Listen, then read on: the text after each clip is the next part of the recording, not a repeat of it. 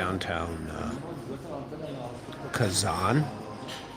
No one is here. I've ordered some food, which I'd like to show you. I ordered some soup, and take a look at this soup. It looks great. I'm gonna eat in front of you with my hummus and a glass of red wine. So that is what I'm doing. And I want to talk about my show, and I'm going to be doing this for an hour and a half. And I do hope that commentary comes and commentary goes, because that would make it very interesting. I'm in a restaurant.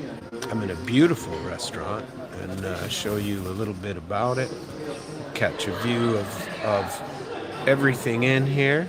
It is extremely nice restaurant.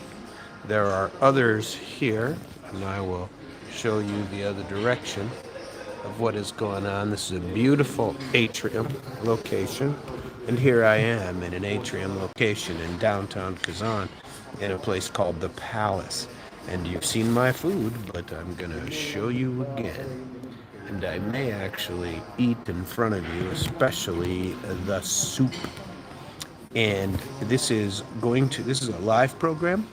It is going to go for an hour and a half. I will happily attempt to address your questions, but I have to do it in English because this is my English program, and if people are watching in Russia, which is likely, they will ask me questions in Russian, but I'm going to respond to everything in English. And I'm going to, while doing so, I'm going to nibble on my food, and I'm going to drink my wine, and I'm going to give you my impressions of Kazan after the BRICS summit, which took place. But first, I will tell you how to reach me. You can reach me at samueltrapp.com. You can watch that. You can also go to damradio.com. Now, someone recently told me that in Russia, Dam Radio is inaccessible, that it says it's not available in your country or in Russia. But I use it in Russia without a VPN, so I'm not sure why it works for me and not for everyone. I've consulted with our people, and they say we've done nothing to block it, and it's an open website in America. And if you try the Priложение, the app, that also should work just fine. The app, and sorry, I'm making this up as I go along. I just have to do an hour and a half here and drink my wine, chink, на здоровье говорим, чтобы все было хорошо у вас, и все свои мечты исполнились, и так далее, и так далее. Я пью свое Малбек с Аргентины, это называется. Вот это очень прекрасное место, уже показал с самого начала, но должен показать еще раз, как это atrium в гостинице есть у меня, и это удобно. Oh, I'm speaking in Russian. Why am I doing that? I may have to start all over because I'm speaking in Russian, and that is not the plan, because this is for my show later. So Americans, I'm sorry that were listening to me. I instantly switched to Russian. Sometimes that happens. I can't believe I did it. I don't even notice how long I was speaking in Russian. So for those of you listening to me, I definitely apologize for that brief jump into Russian. I get so sometimes comfortable with it. But I also want to tell you a brief story. Last night I went to a place, I forget the name of the bar, but I didn't go because it was a bar. I went because they had something called Открытый микрофон, open microphone, and it's for comedy. And you go there. It was very inexpensive. It's local comedy with young people who may not have a lot of experience in comedy. But I like that kind of thing, and you can find something funny. It also helps me practice my Russian. Well, we happened to be sitting in the front row, and they asked where I was from, where we were from. And when they got to me, I said that I was an American. Of course, that surprised everyone. And while chatting in Russian with them, of course, they asked me questions about America. Spent probably a little more time than they otherwise would to find out why I was there, what I was doing, and things of that nature. Quite interesting, it turned out. Now, at the end of the night, and I want to pay particular attention to this, because this is important for relations between countries. There's only been one or two times that I can remember being in in Russia, and speaking in Russian and having people not accept it or refuse to talk to me. Now, I know I have an American accent when I speak in Russian, just like every single Russian in America has a very serious, most of the time, Russian accent. Thank you. Thank you for the nice day greetings. Now, the thing is that sometimes, and I remember many years ago, Americans getting testy, getting angry, not wanting to speak to people who spoke in Spanish, or saying things that are rude, like speak English, that kind of thing. And it's just wrong in any language, okay? If people are trying to speak English in America, we appreciate it. We want that kind of thing. We want people to speak English in America. It's the language of America. Just like in Russia, you should be able to read street signs, follow directions, and do basic things in Russian. Yes? You shouldn't just come here and expect that everybody speaks English, because everybody doesn't. Na zdrowie. And so everybody does not speak English, and so coming here and expecting everyone to speak English is a bad plan. So I understand that I have an accent. Anyway, I'm sitting there in the comedy club, speaking with people, and afterward, okay, the show was over. There were, I don't know, 6 or 7 comics of varying degrees of funny, and then a gentleman who was not part of the show asked if he could come up and speak. Now, I've always thought that opening a bar called open microphone and allowing people to come up and do poetry, to come up and try to be funny, to come up and say something political or something like that would be an interesting sort of bar. Especially for a guy like me. I'd love to get up and tell a story, to whoever was interesting to listen. Anyway, this guy, after the show, said that he wanted to come up. He said he was a driver and had been driving from Moscow, and he was in Kazan, and he was going to be in Kazan for a couple of days, and he was going to go back home. And he wanted to practice his stихотворение, his poetry skills. He wanted to test as he sat on the stage. And so he sat on the stage. He was an interesting and rather funny person, and he said a couple of stихотворениas, his stichi, and his funny little poetry that he wanted to speak, but he forgot the end. He couldn't remember how it ended, and he never did finish the poetry, which made it extremely funny in the first place. And so he never finished his poetry, and he kept on going. And anyway, I found that to be quite funny. And so the show was over. He was going up to the bar to pay his bill. Вкусный soup, между прочим, очень very good soup, I'm saying, that I am eating. And he goes up to the bar. I followed him and said something to him in Russian.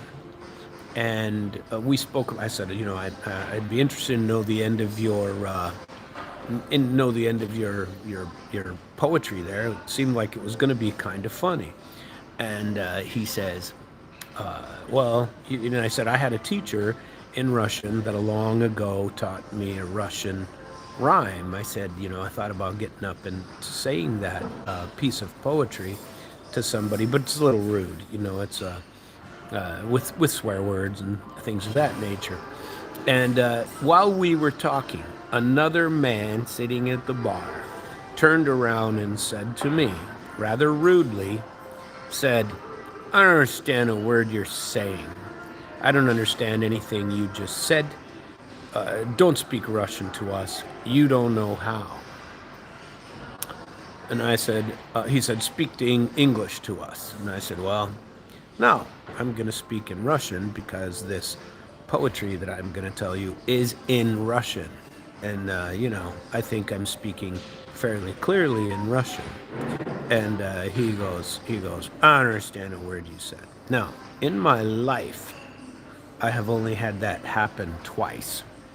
And I feel like it's something where, not that he didn't understand me, he didn't want to understand me. And that is extremely rude, in my opinion.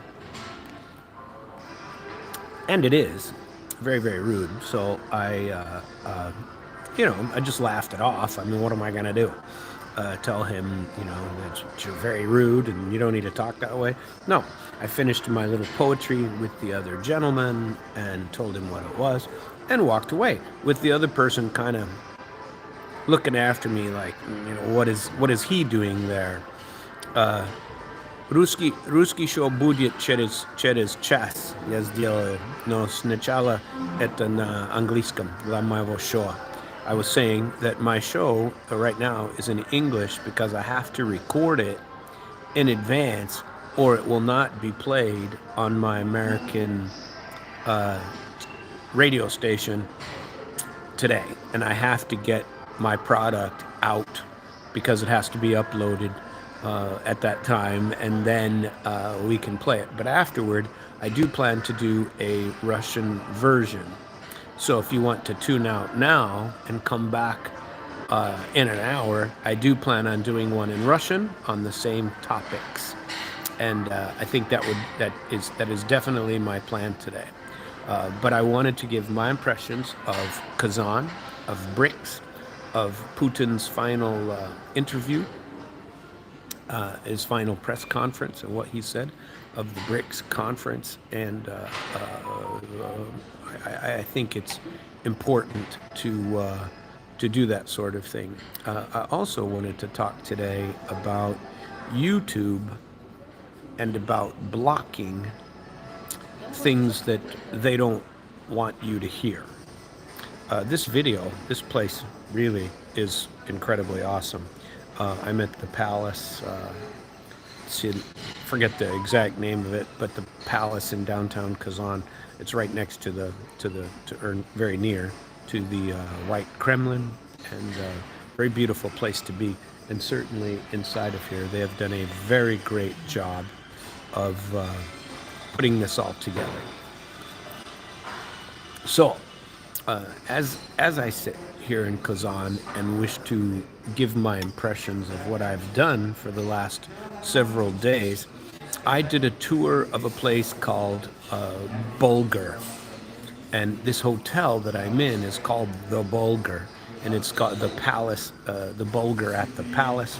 Bulgar is, of course, a people, a nation of people that populated this area. Bulgaria actually are the remains of some of those peoples, as that country and that culture.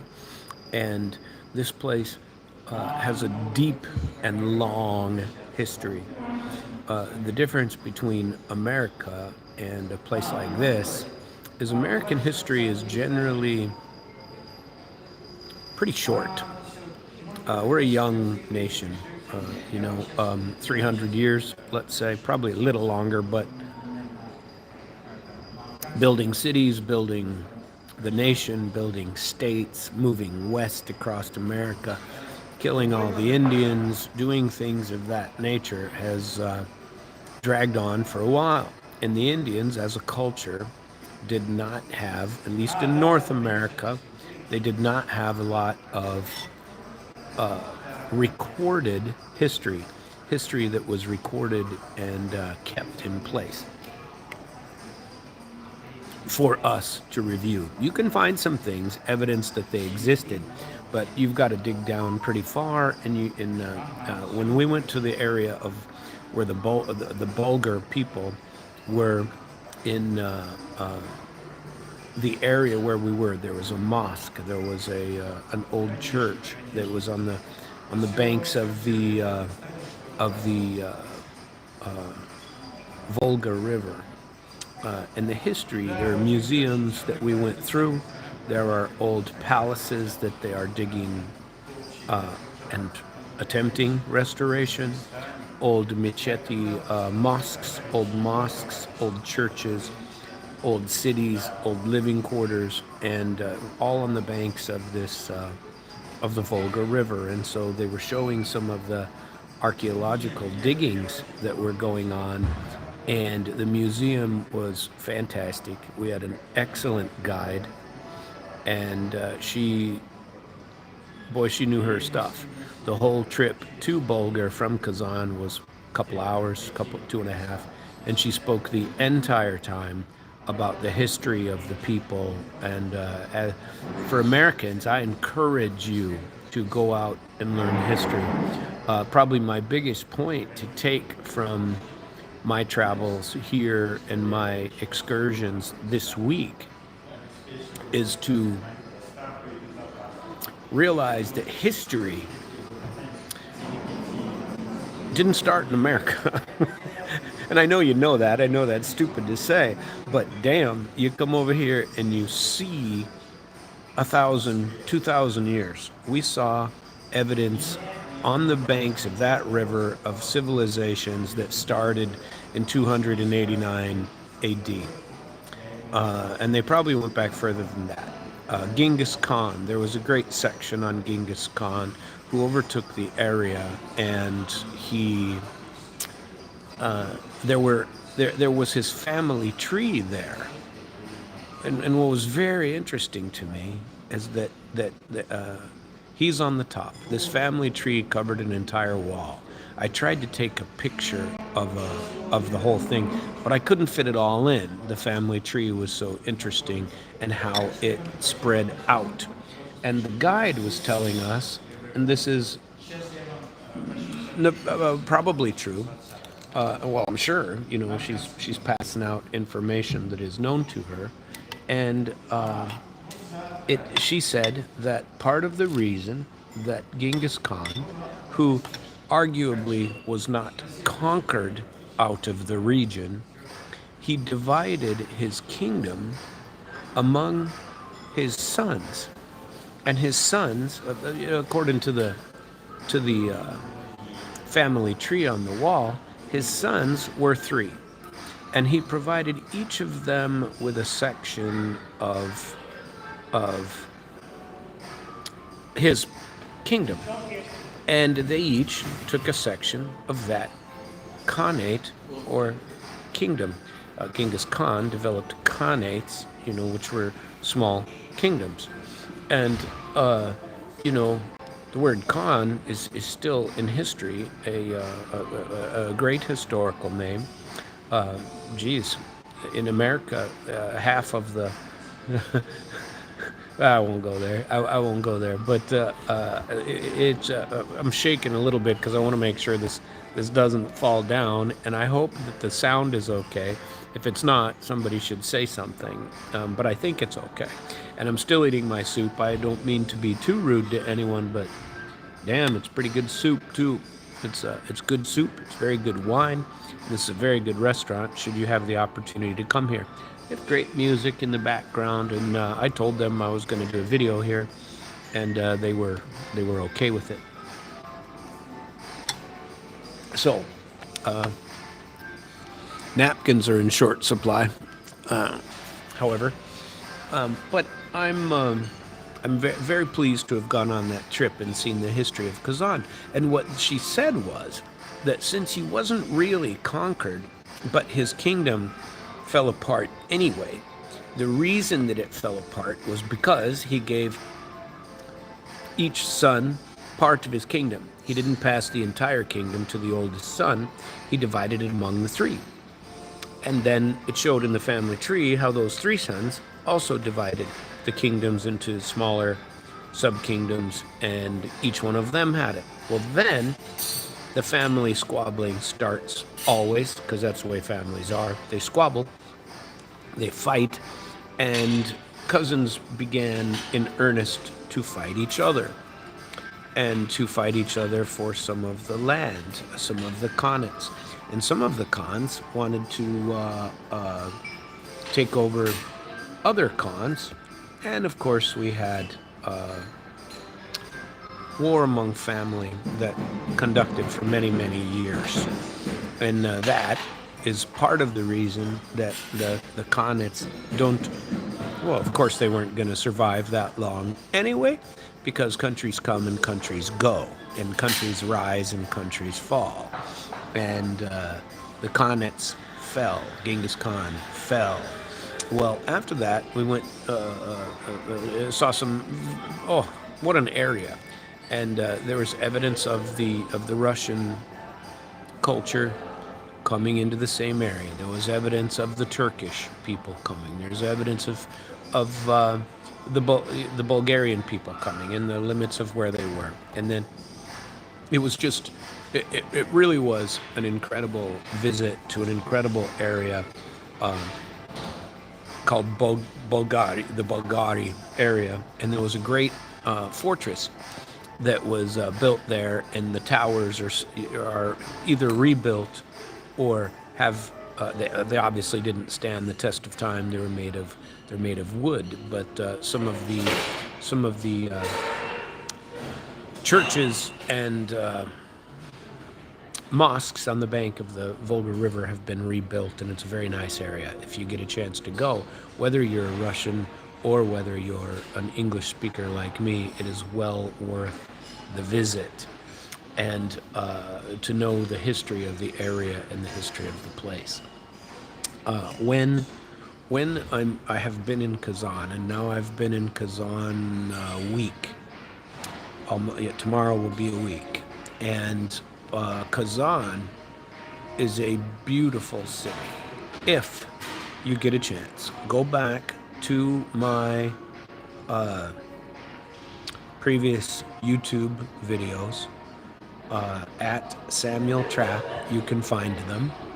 And if you're just listening to me on the audio on Damn Radio, I welcome you to check out my recorded content, my interviews at BRICS. I was interviewed by the French, by the Russians, several times in English and in Russian, and I welcome you to go and check out those recordings of me.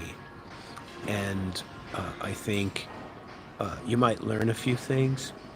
I wanted to follow up with what is going on with BRICS, but before I get to that, I wanted to say a little bit more about the city of Kazan.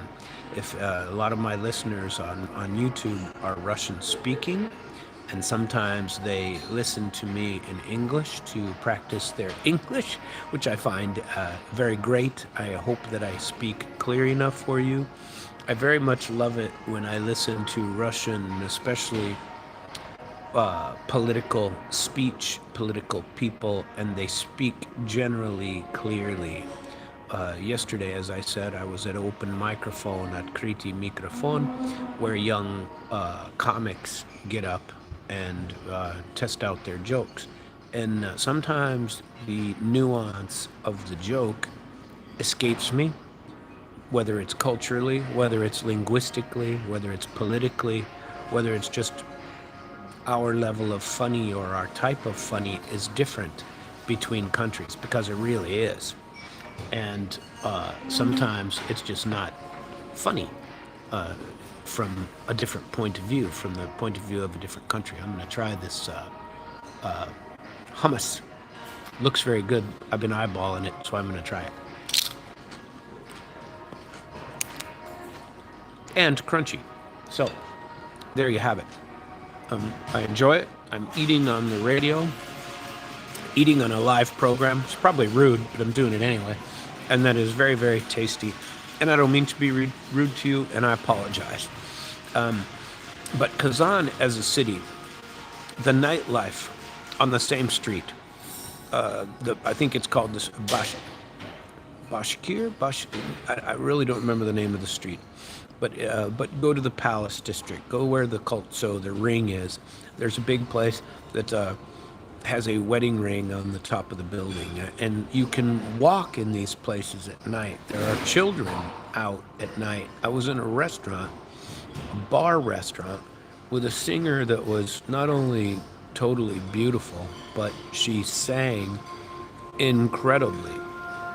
She's a very good singer.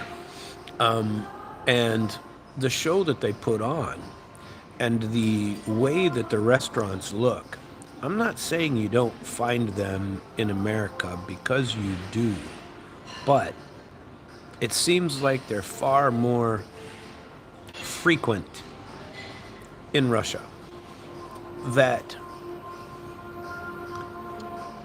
perfection is impossible, of course, but that the Russian restaurant industry and service industry is at a bit of a higher level than American. I have favorite restaurants in America. I have places I love to eat at the lake in St. Louis, in Florida. Good restaurants. Cost 10 times what it costs here to get the same food, and the service here 90% of the time is actually better than the service you'll get in America. It seems like to me that they care a little bit more.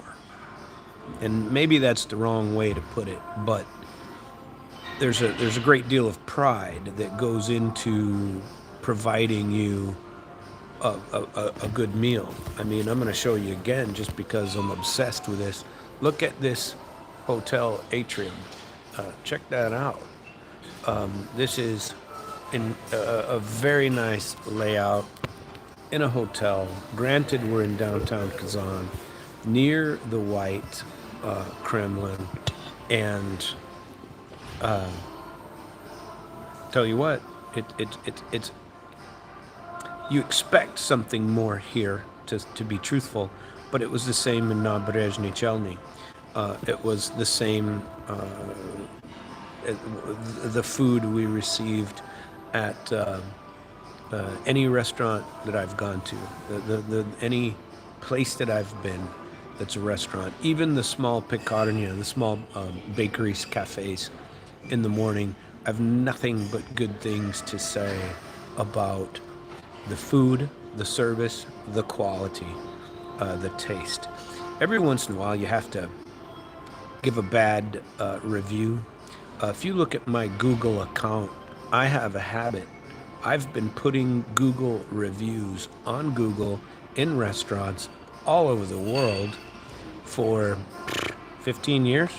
I don't remember when I first started doing it, but I've got 14 million views of my reviews of restaurants with photos for years and years on Google. So I am pretty particular and well versed. I don't know what they call you as a Google person, but they call you your certain level of restaurant critic or something like that. You don't get paid for it, which kind of BS. I got 14 million views. Maybe you should pay me something. I don't know. And maybe you should pay for my review. Maybe I should go into the hotel and say, hey, man, I'm here to give you a review. I'm going to review this place I'm in, and I'm going to give it a fair review. And so it will increase my 14 million, and it gets bigger every time I put one in because I'm now I don't know what, a verified critic.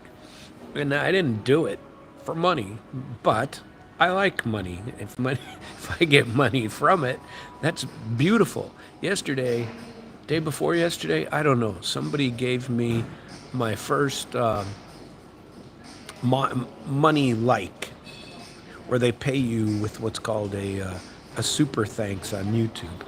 And anyone who wants to do that, I'll definitely accept it. It's actually not the first one. It was the first one of $5, I think. I got one of $1 a long time ago, maybe $2, don't remember. But somebody paid me a $5 payment. People are paying me to talk. This is wonderful. I like this.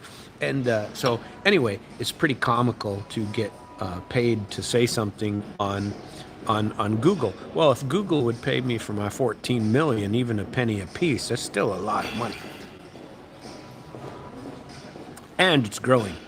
Allegedly, there's some way to monetize that content, but I don't know what it is, and I really don't have time to look for it. So I will eat my very enjoyable soup, and I will act accordingly.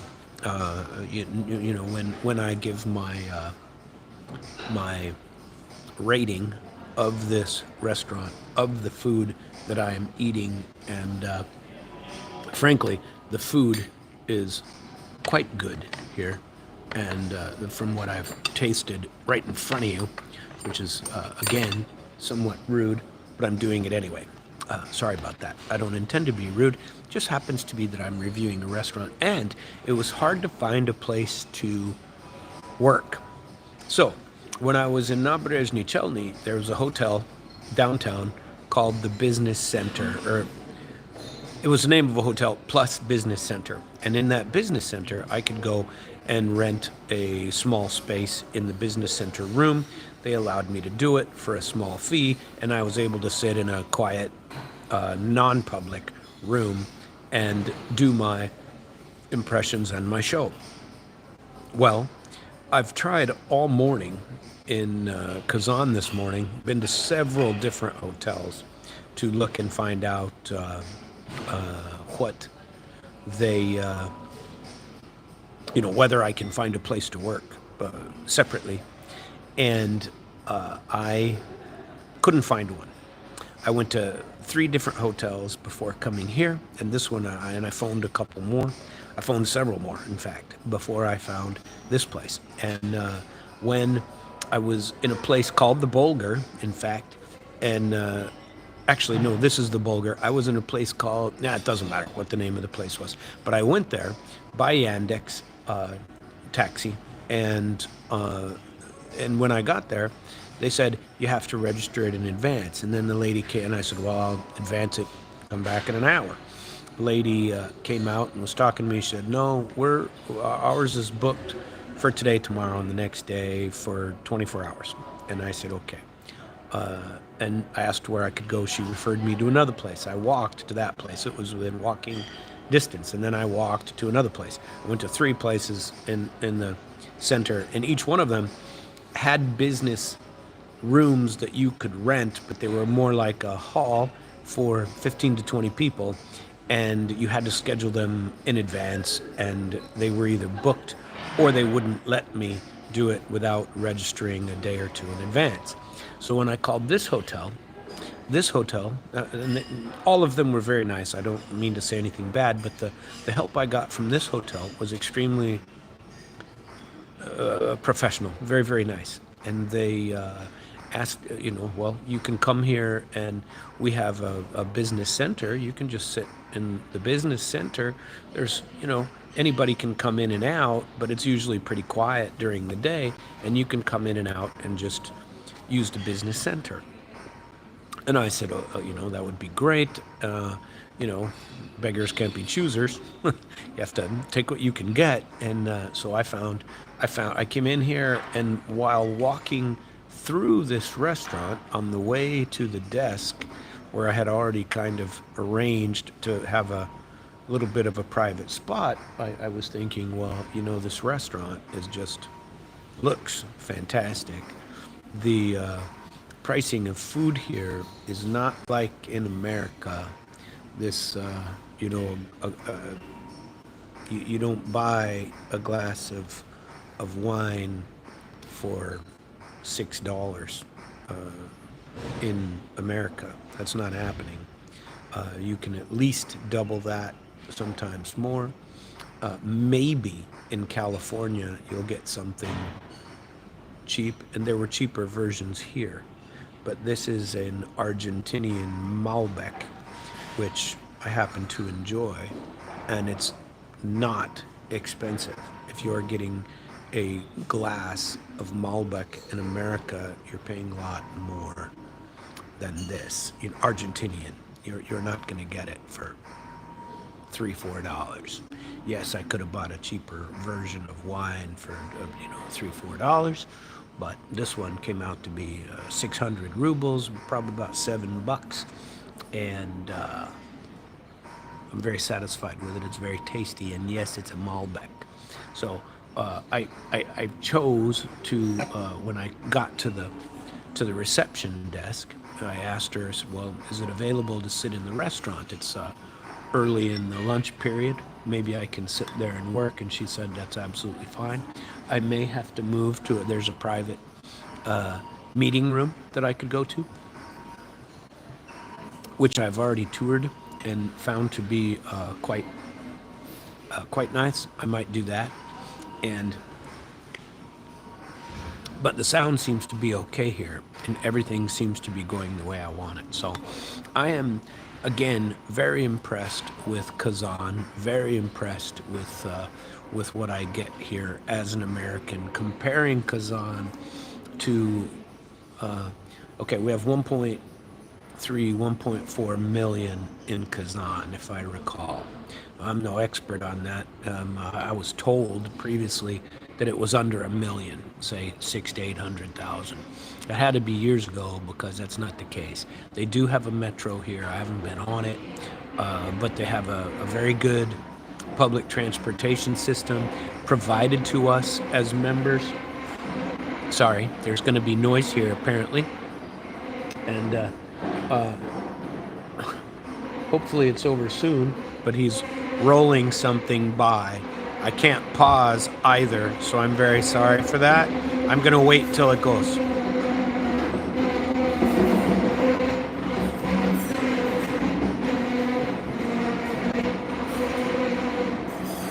Quite funny.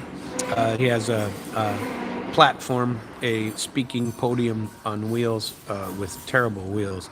You could use some oiling of those wheels. Apologize for the noise and the interruption, but I took the opportunity to eat a couple of bites of soup.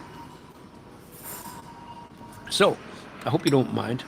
And I think that this place being as beautiful as it is, and the restaurant, and it being around lunchtime, I figured I would sit down and start my show and see what we would come to see. And my impressions of Kazan are nothing but positive. And for example, how many Yandex rides have I taken? Sometimes you get a rude or gruff taxi driver. It happens. Maybe they're not all satisfied in their work. Maybe they're having a bad day, but most of them very friendly, quite talkative. They initiate the conversations, are all very nice when they discover I'm from America, have questions about me being from America, want to know my impression of things in Kazan. I think people here are quite friendly. Not to say that they're not in America, because people are in America too. It depends upon who you're running into. And it's a fantastic place. And I've said several times now, I could live here. So, in the apartment complex where I am a guest, the complex has 23 buildings, let's say, and I think that's right, might be more. 23 buildings, and they're big buildings, each with its own, each building is a U-shaped building. The entire complex is fenced in with iron gates all the way around it. Okay, and I'm describing this for you because you don't find these things even in St. Louis. And so as a comparison, St. Louis and Kansas City, where everybody that on my radio station would be familiar with how it is in Kansas City or St. Louis. Similar sized cities, smaller, larger, I really don't know. I could ask Google real quick what the sizes of those cities are, just for a comparison. Okay, Google, the population of St. Louis, Missouri.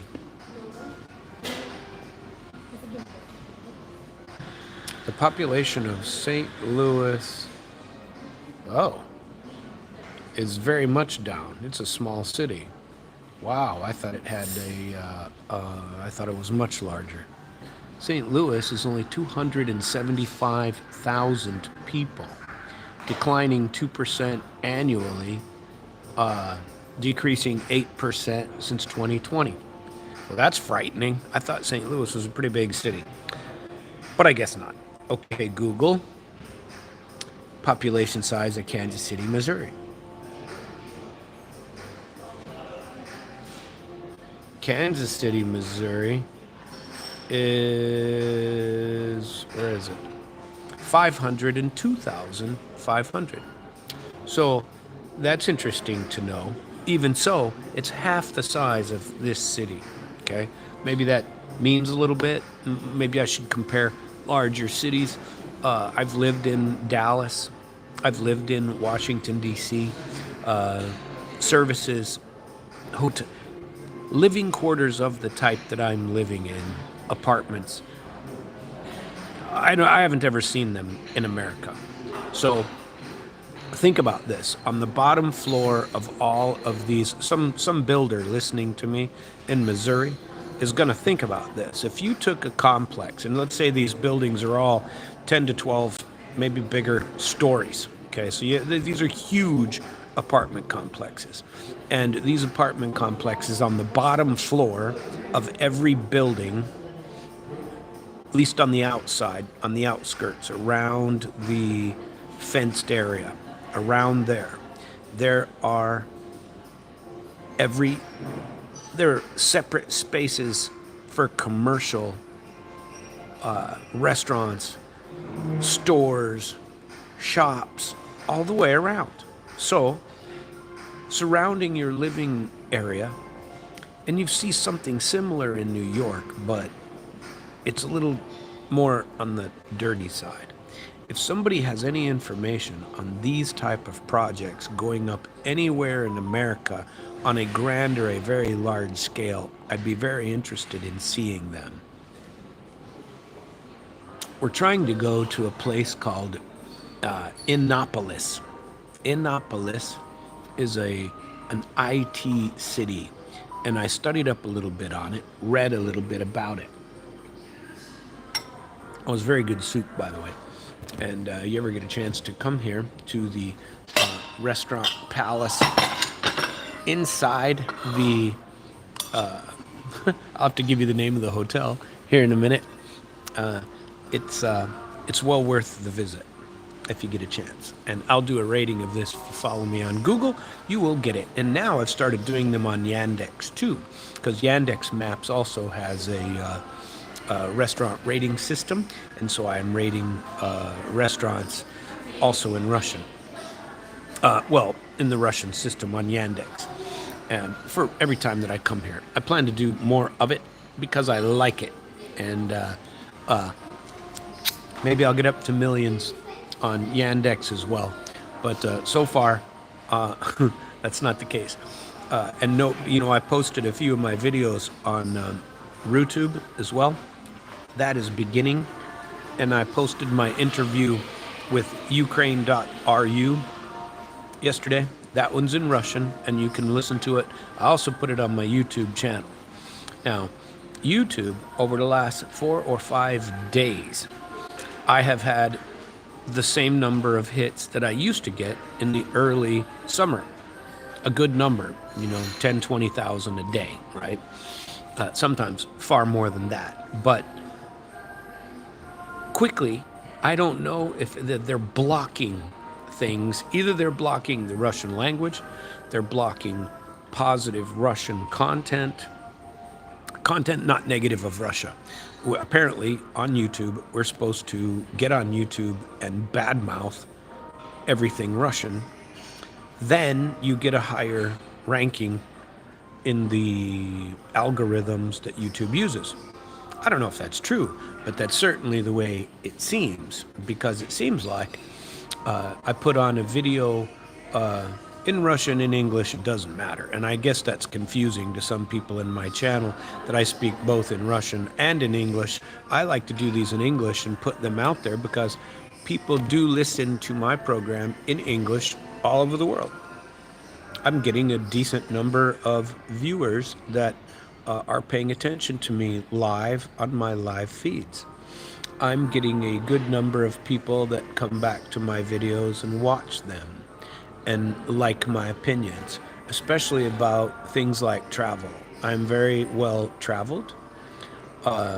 These places that I have been to, I swear to you, that having been to 51 countries, among the best, maybe I'm a little slanted because I do speak Russian and it's easier to get along in these countries, are places that are either former Russian republics or Russia itself.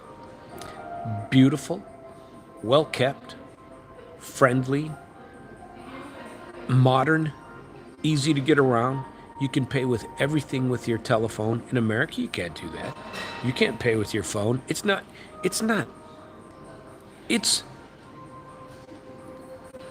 it's unexpected to come into a restaurant and have to pay cash. You're in the middle of nowhere, if that's the case. But even in the middle of nowhere, most of the time, you can pay with your phone. A couple days ago, a big difference, huge difference between Russia and America. This is one of them. We don't pay to go to the bathroom. You don't pay to use the restroom in America. If people got a restroom, it's assumed that you can use it and you don't pay for it. Now, there are some very minor exceptions to that where you got to pay, and usually it's because of a limitation of having the bathroom. And the difference is great between the 90s and now. Now, at least you can find a restroom, a toilet somewhere. And in the 90s, I have my own horror stories about the 90s. Drive on the Moscow metro, there were no bathrooms, and those that were, you wouldn't want to be in a million years. I've been in them, but you don't want to be in them, at least in the 90s. Now, I've not been in the Moscow metro. I hope to in the very near future and see what it actually looks like today. And I assume it's going to be quite a bit different than it was when I was last in Moscow. No, that's not true. I've been in Moscow, but only surrounding the airport briefly on trips. You know, where your transfer is through the Moscow airport, Sheremetyevo, Domodedovo, one of those, and I don't remember which one, but I believe it was Sheremetyevo. Oh my God, the airport's a million times different, and it's a beautiful airport, very beautiful, very modern, and everything in Russia, everything in former Soviet republics. Jesus, Georgia, the country of Georgia, where I was in August, was fantastic. You know, you can eat very well. They have excellent food in Georgia. You know, if you can find a Georgian restaurant, eat in it. If you can find an Uzbeki restaurant, eat in it. Those people know how to cook, and they cook some great food. Russian food in general, I like it anyway. But and the variety is incredible. But when I talk about these things in English, I want people to listen to them. America, there's a big culture out there, and our experience from America, and I don't mean this in a negative way, but sometimes your experiences in life identify who you are as a person and how your opinions were formulated. My least favorite country on the planet that I have been to so far. Dirty, nasty, nothing modern, very little modern. Somewhat frightening when you get there. I was not never worried about my safety in the places that I went, but I stayed out of areas where I probably shouldn't have been. I was able to rent a car there, and this country is Nicaragua. That place, whew, that was frightening. So among my 51, that one's on the bottom of the list. Near the top of the list, basically every place in Russia. Morocco is absolutely, so far, and granted I've only been to 51, and granted Morocco, North Africa, is My favorite. Arabic country, Muslim country. They speak Arabic. Some speak English. You can find people to speak English, and it was pretty nice. So Morocco, I could live there. Second place would be Argentina. Buenos Aires was fantastic for me. Very European type of city, old with a lot of history, old Portuguese. I don't mean anything horrible when I say this, but every other place in South America, in Central America, especially in Mexico, you go there, there are some very dirty and somewhat dangerous and somewhat frightening places near very beautiful places built just for Westerners to come and visit on their beaches. We have a lot of Westerners going and buying beach houses in Belize. Haven't been to Belize yet, but that's what people are doing. They're going and buying up all the places, and locals aren't able to do it. The same thing is happening in other parts of the world as well. I'm searching for a place to hang my hat that might not be America. Of course, I always am an American and want to have an American place, and put, have a place to go back, you call home, that kind of thing. Place to throw my bones or my ashes when I die. And by the way, when I bite the bullet, when I'm dead, I truly don't care what you do with me. I have always feared getting eaten by a shark. I won that battle against I swam with a shark in Australia, true, on the Great Barrier Reef, and it was 10, 15 feet away from me. It was 10 feet long. It was only a tiger shark. When I showed the picture to the guide, he didn't believe me, but then I showed him the picture. He said, yeah, that's a shark, but it's only a tiger shark. Well, tiger shark is still a shark, and they can, hopefully not use Sam for lunch. That would be very nice. And so I escaped that, swam with some turtles. That was pretty cool, great big sea turtles, and got back to safety.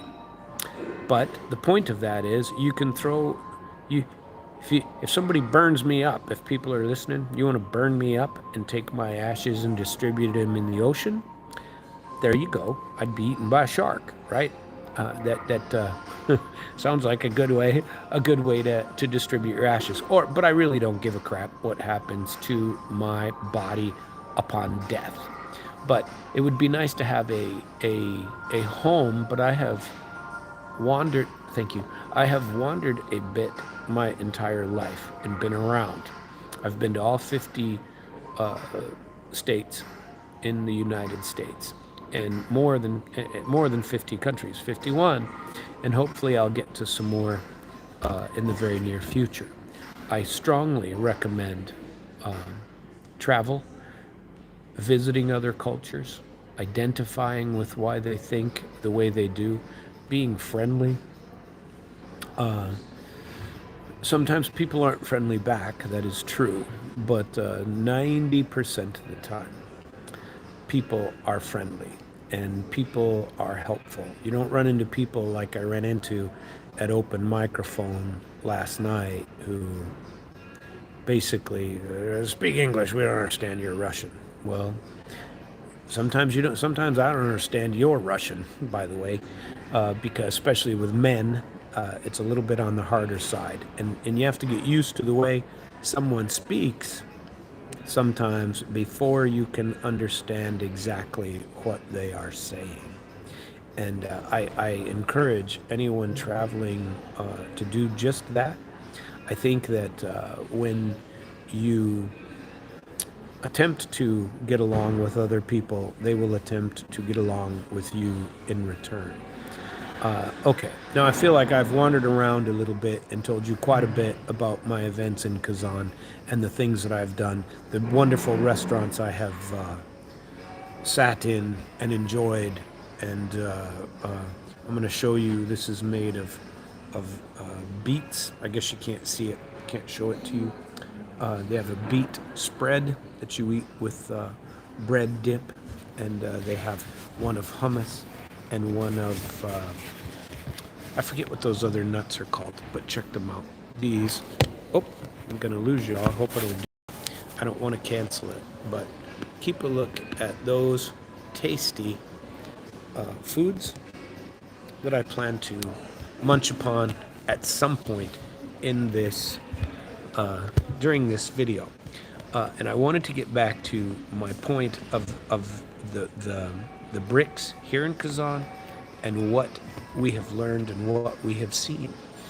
Because if you're an American listening to my program in mid-Missouri, or you're anybody else, anywhere in the world listening to me either live or on one of my recorded shows, that BRICS conference in Kazan, I came to because because the United States government and the United States media industry do not talk about it. Yesterday, I saw a Jesse Waters on Fox News, very first time. There's a brief video of him on YouTube that you can go and watch today on BRICS. And guess what he said? He said the same thing that I have been saying for 2 years, and he is late to the party. But guess what? He's finally at the party. Somebody in the American media is talking about BRICS. And he talked about, as he should, talked about the fact now that half of the world's population is in BRICS. Half of them. More than 40% of the gross domestic product, the financial power of the world is included in BRICS. There are 10 member countries.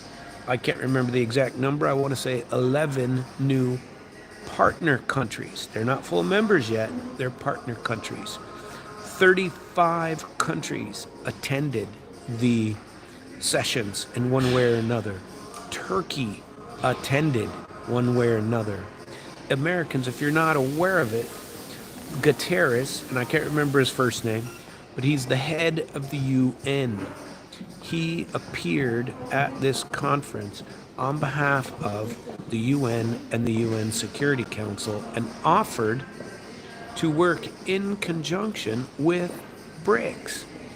Go read or listen to, there's good interpretations and translations of it, even on YouTube, that listen to what he said. He said, even from the UN perspective, they recognize that the multipolar world is coming. They recognize that there will be other ways for people to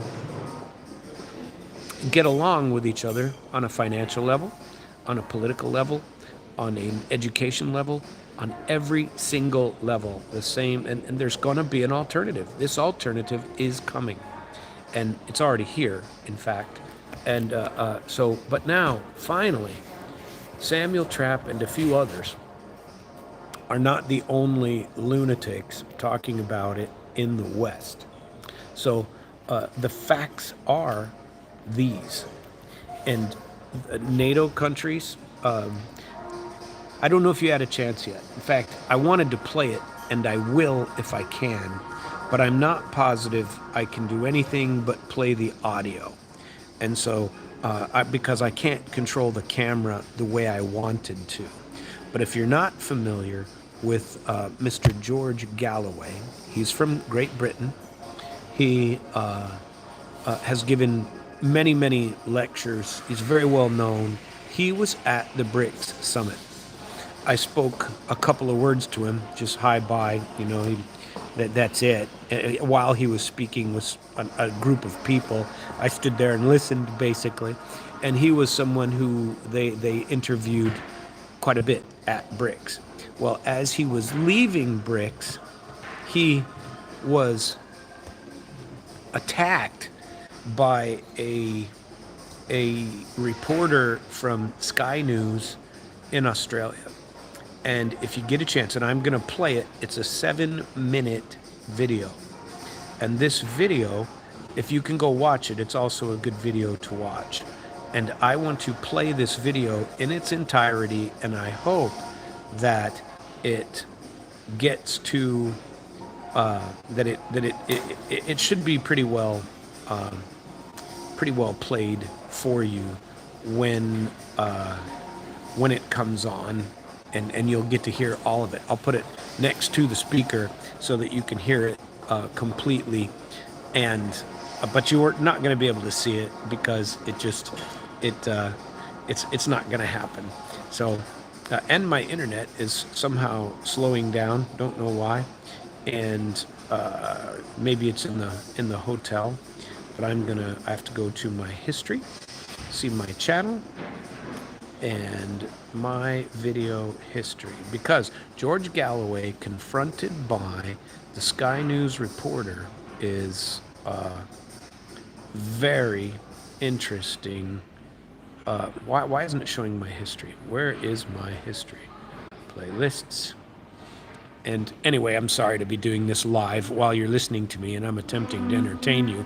And instead, I'm digging through something that I should already have and eating in a fabulous restaurant while you just get to be jealous of what I am eating because it is quite tasty. You get to be jealous of me because of the great Argentinian Malbec that I am drinking. Very tasty. And you get to be angry with me because my damn internet isn't working the way it's supposed to be. And I don't like that. Why is it taking so long to upload this video that I have found? I don't like it. You might not get it. So I will start to tell you about the videos. Mr. George Galloway, he's very well spoken on the issue of Ukraine, specifically the issue of Ukraine. So we're at a BRICS conference. During the BRICS conference, there was a document put out by the BRICS participants where they called for, on multiple occasions, the ending of the conflict in Gaza. There was a lot of that. They did call for that to be stopped. But they also called for an end to the war in Ukraine, and they suggested that there it is. They suggested that somebody force Israel to stop what they are doing as far as this war, and to get things under control on the global stage. BRICS has had a history of dealing peacefully. They want to deal peacefully with people and resolve conflicts, and it's not happening these days. And so George Galloway got jumped, and the guy asked him a brief BRICS question. He asked him a brief BRICS question, and he answered the question, the reporter. And then he immediately jumped into, and the way people ask questions is indicative of how twisted our media is in the West. Now, I'm not saying they don't do it here also, but our media, all they want, they know they're going to get a short response from you. They know that most people don't have time to give an entire lecture, that they're just going to give you a little bit. And by the way, all they really want is a brief soundbite. When I was fighting the state of Missouri in the United States Supreme Court, on the way there, I had to get past the 8th Circuit. Now, I made no bones about the fact that I was probably going to lose because the system is corrupt, but it's something I just couldn't let go. I had to fight that fight. So I fought the state of Missouri, the corrupt state of Missouri, the corrupt Missouri bar that manages lawyers in the state of Missouri. I fought them all the way to the United States Supreme Court. Ultimately lost, not unexpectedly. But on the way, on the 8th Circuit decision, I ran into a liar of a reporter. I should look up her name and give it to you, but I'm not going to. I was extremely angry about it at first, She spoke to me for perhaps 2, 3 minutes.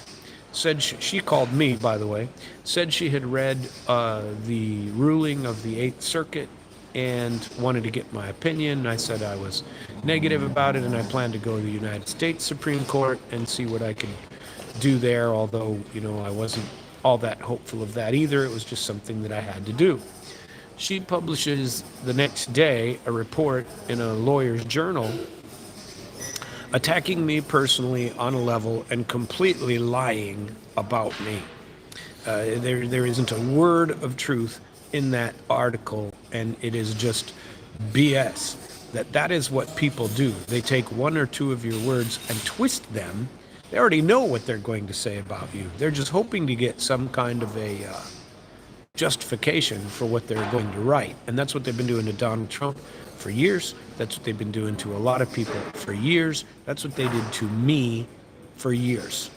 And, I'm not powerful enough to do anything about it. Well, this attempt was made on George Galloway, and he did very, very well. And fortunately, another person was there, not from Sky News, but from another organization, and recorded the entire encounter.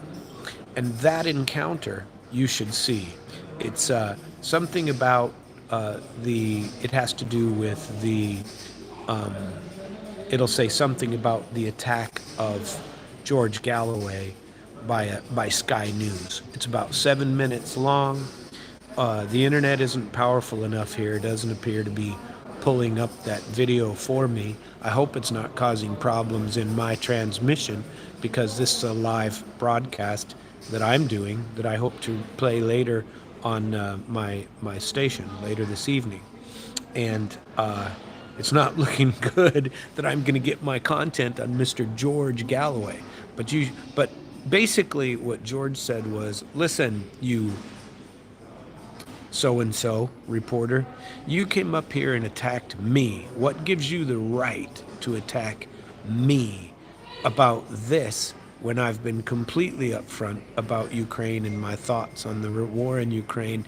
I've given millions of words, millions of interviews, millions of discussion, written countless papers, spoken to Parliament, and you don't know my view on the war in Ukraine? He goes, the reporter says, do you condemn Vladimir Putin? He says, I want the war to stop, basically, just like I say. I want the war to stop. He goes, but you people are the ones that want to insist that Putin invaded, that we didn't fund a war in Ukraine, in the West, that we aren't the ones who funded this war, that this war is not the product of Western mistakes in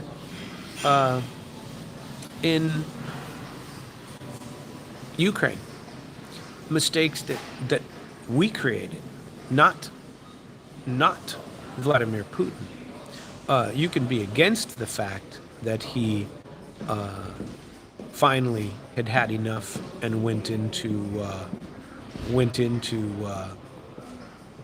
Donbass, but at least get the history and the facts straight. And he attacked him for that. And then he said, and when are you going to say something or when are we going to condemn Israel for what they've done?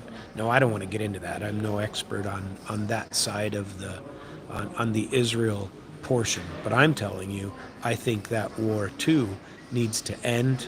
I think that war, with Israel attacking Iran, I think that is bad for the entire world.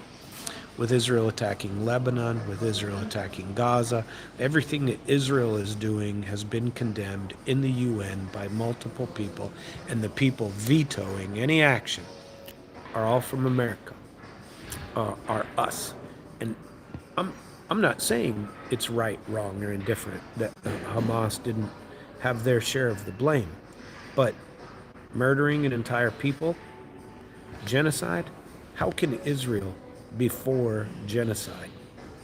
I frankly, I don't understand how Israel can be for any sort of genocide. And here, finally, the George Galloway has come up. I'm going to attempt to play this for you, and hopefully you can hear it, and hopefully it's not too loud even, but I'm going to play Mr. Galloway if I can download it first, for sure, is what the plan is, and hopefully I can get to it before the end of my show, when I get there, because it is very fitting that people understand what is going on in the world. This fight we're in, and why the Donald Trump election next week. And I'm not the biggest of Donald Trump fans, but I'm certainly no fan of status quo, no fan of keeping things the way they are. And that means if we don't get rid of Kamala Harris, the exact same. She won't be running the country, just like Biden was not running the country. He's being controlled. He's the puppet being controlled by some other group, whether you want to call it the deep state, whether you want to be one of those people that calls it that. I don't know what to call it, but there's something where our politicians are not as in charge as either they think they are, certainly not as in charge as we think they are. They are beholden to far too many people. Most of that is in the arms control business. That is how people make money. Okay, he's about halfway downloaded. I wanted to download it so it wouldn't stop midstream, and there is enough time to listen to it in this show, because I think it's important to get to George Galloway and people like him that are trying to say certain things and get rid of certain ways about the way people think, about giving you only opinions and never facts, giving you what they believe you should know, politicizing absolutely everything. This happens everywhere in the world. But in the West, boy, we're experts. We're the best. And our media, you do not get the truth. You don't even get facts. You get, it's like the old saying, when a person is running for office, okay, what do? You want to destroy a candidate. You want to destroy a candidate, here's how you do it. When you're asking their first questions on camera, you say to them some sort of gotcha question. Something like, when's the last time you beat your wife? When is, there's a rumor that you beat your wife. When's the last time you did? There's a rumor that you're a drunk. When's the last time you killed somebody on the, while driving? These sorts of attacks are part of doing business in America. It's part of our, I don't know what. We have kind of a gotcha culture. The days of getting just the news, those are long gone. You don't get facts, ever. All you get are twisted political statements, starting every time with the twisted political statement, and then the question, which is what they did to Mr. Galloway here, and how they put it. And almost done with the download. We're gonna get there and get this thing played.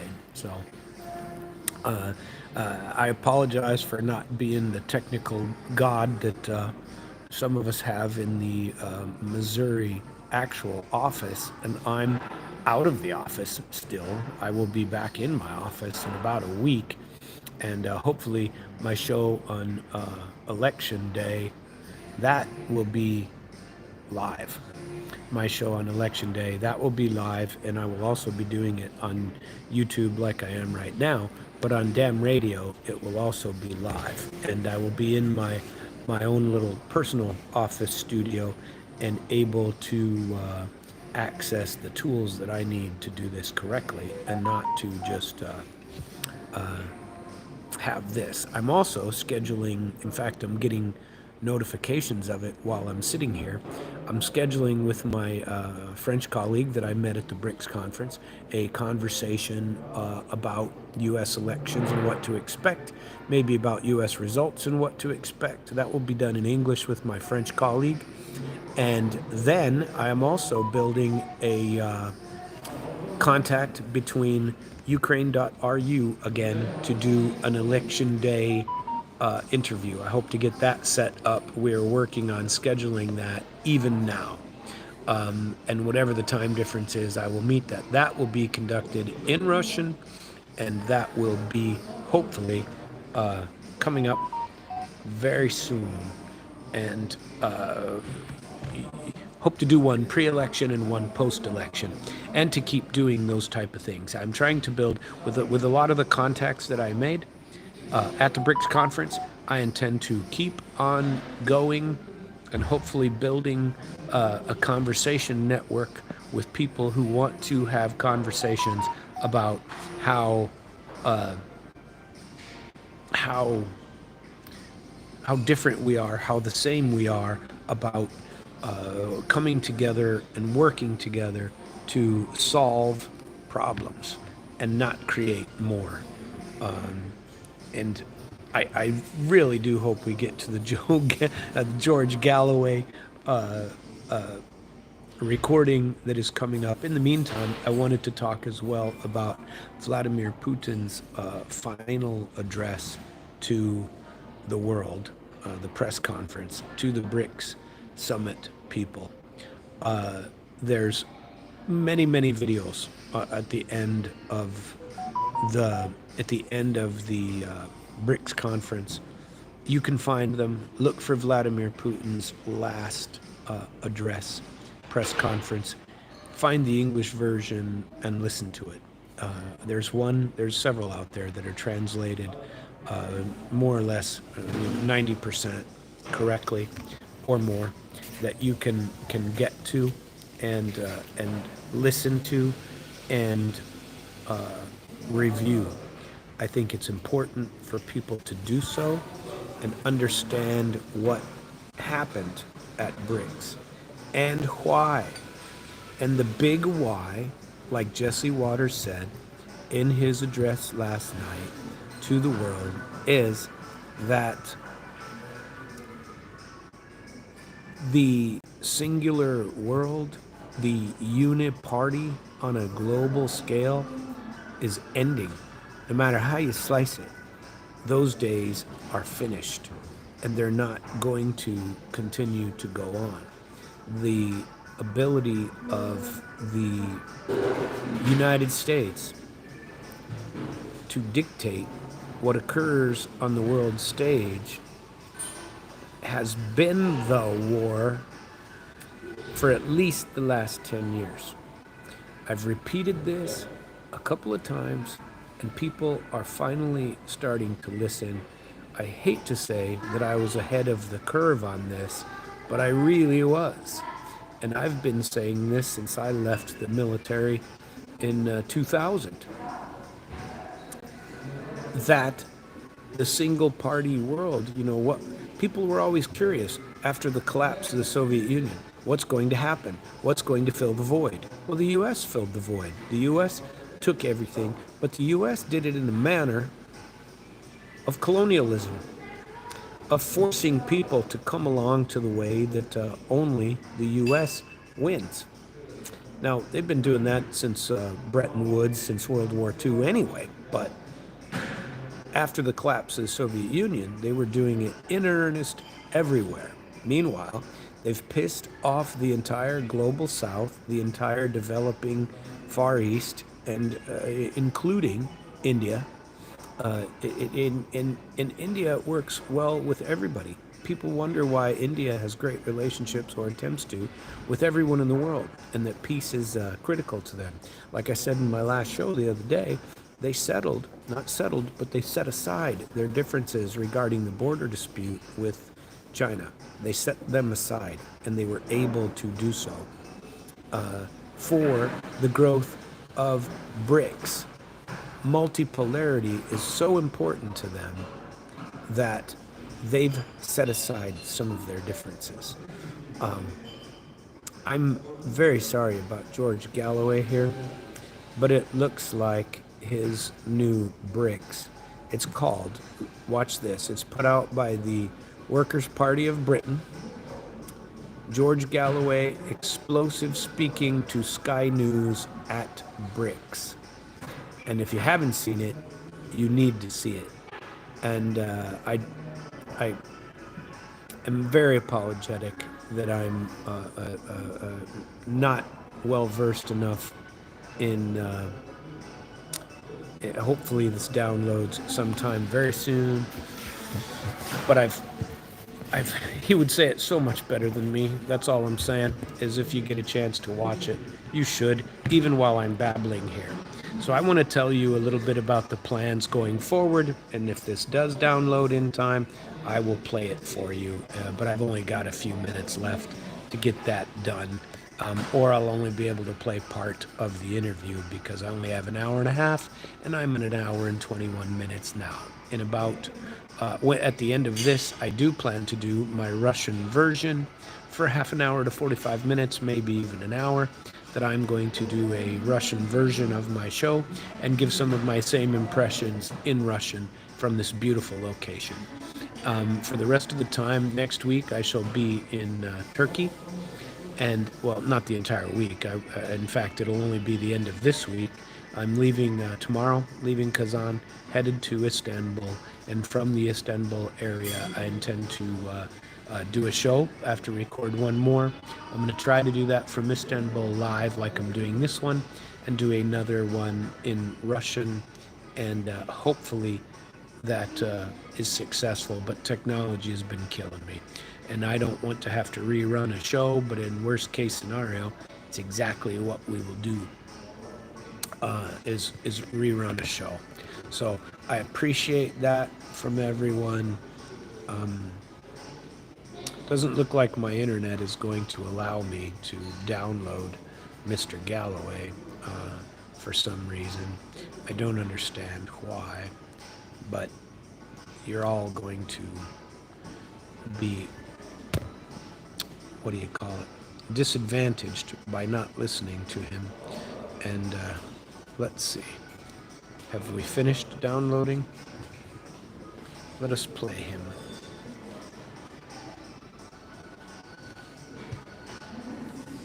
Nope, it's not gonna work. Technology is just kicking my rear end today. JR's gonna be upset with me, and frankly, I'm upset with myself that it didn't work out the way I want. I will play it as soon as I'm able to. Stay tuned for my shows with Ukraine.ru, that program, that journalism platform. We are going to set up a time to work together to review American elections before, during, and after that they are going on, with my French colleague, where there will be an interview as well. That will be done from Istanbul, and that may be part of the next show. I like these world events. I like talking on the world stage, and looked like it was gonna play. I was getting all excited. Maybe it's gonna play, and nope, it's not. It's just not. Sorry. I'm so sorry. Well, let's finish up by saying that here I am. I've got this wonderful food that I've been eating. I've only drank half of my wonderful Malbec from Argentina. And if you're not envious of the fact that I'm sitting in this beautiful hotel having a beautiful lunch for very inexpensive for Americans out there, if you don't travel to Eastern Asiatic countries, including Russia, including any of the Far East, any of the stands that I have been to, fabulous food, fabulous people, extremely modern, pay with your phone. Russia so far is the only place where you can't pay with your Visa or MasterCard, and I've already discussed that at length in prior programs, and that is what we are trying to combat and trying to repair. The world of sanctions isn't going to last a whole lot longer. I truly hope that Donald Trump, when he gets into office, obviously, I'm a believer. I think he's going to get there. I think it's a mistake if Kamala Harris gets into office. Call me foolish, call me whatever you want, but I'm tired of politicians and their lies. And unfortunately, I'm not alone in the American world. Most of us are. And you see these polls saying that it's a dead heat. I don't believe that. And I haven't spoken. They're very hard to come by. People that support Kamala Harris, truly support Kamala Harris. They don't. It's fairly funny to me because here in Kazan, I've run into a number of people who support Kamala Harris. The efforts of the media to destroy Donald Trump and anything positive about him have reached here as well. And that is unfortunate. Because I don't believe he's been given a fair shot, certainly in America, even as president.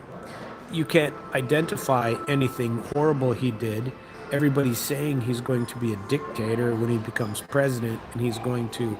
There's a huge ad in New York Post. I can't remember, but a big, whether it was Washington or New York is what I can't remember, and but a huge full-page article. Trump says he's going to prosecute his enemies. Trump says all the things that the Democrats have done to him over the last 4 years. The noble move for Trump would be to get into office and not do those things. Now, arguably, that doesn't help the situation because those people will still be there 4 years from now. And our collective United States memory is unfortunately extremely short. It's 4 years. People realize that they had it far better under Donald Trump than they do under Kamala Harris and Biden. Biden, even here, all of the, every taxi driver, every Yandex person, anybody you speak to says, how in the world could you guys get a guy like Biden in office?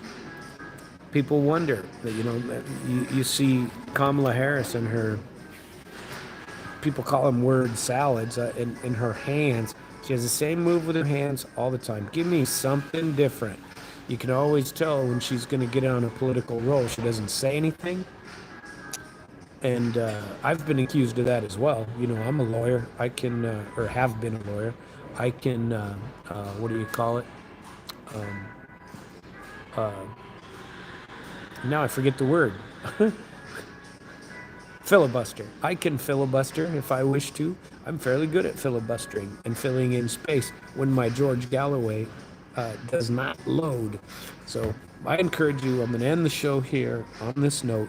I want you to remember to listen to damnradio.com. It won't always be this big of a juggle, this big of a problem speaking in English on my platform. It won't always be this bad. But technology is getting to me, and I'm learning that I'll have to find additional methods to get the word out sometimes. And I do plan to play it. You can send me emails. You can ask me questions at samtrap1@gmail.com. That is certainly permitted. And you can send me money. I like that too. There's like I said, there were a couple people that did super thanks. Wow, that was exciting. And it's not the money. I'm not doing this for the money. I'm gonna do it anyway. But it kind of makes it worthwhile, And it was entertaining. Most of the time, it's just being able to say something. Anyway, I got about 30 seconds left. I very much appreciate you tuning into my show. I do plan on doing a Russian version immediately after this version. It will be half an hour to an hour, and it will be in Russian. So all you people who are writing me in Russian, thank you so much. And I very much appreciate you. All of you have a very nice day. I am Samuel Trapp, your Russian speaking American from damnradio.com. Thank you.